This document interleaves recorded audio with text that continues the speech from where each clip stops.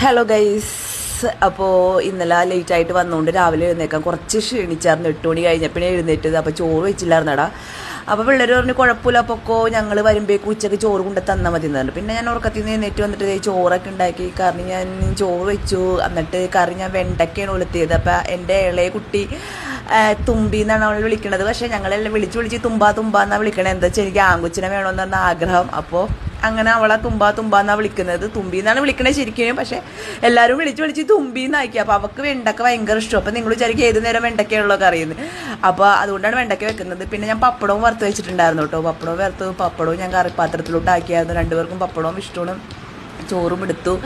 എൻ്റെ മൂത്ത കുട്ടി 10th പഠിക്കണേ. അവളെ ഞങ്ങൾ കുഞ്ഞാറ്റേന്നാണ് വിളിക്കണത്. ഇളയാൾ തുമ്പി 8th പഠിക്കുന്നത് കേട്ടോ. അപ്പോൾ വെള്ളം എടുത്തിട്ടുണ്ടായിരുന്നില്ല. വെള്ളം കൊണ്ടുപോകാൻ വേണ്ടി വെള്ളം എടുക്കാൻ പറ്റൂല, മമ്മി കൊണ്ടുവന്നാൽ മതി എന്ന് പറഞ്ഞുകൊണ്ട് ഞാൻ പിന്നെ വെള്ളം എടുത്ത് പിന്നെ ഞാൻ ഇതെല്ലാം ബാഗിലോട്ട് വെച്ചു. ഞാൻ അപ്പോൾ തന്നെ ഊബർ വിളിച്ചു സ്കൂളിലോട്ട്. ഞാൻ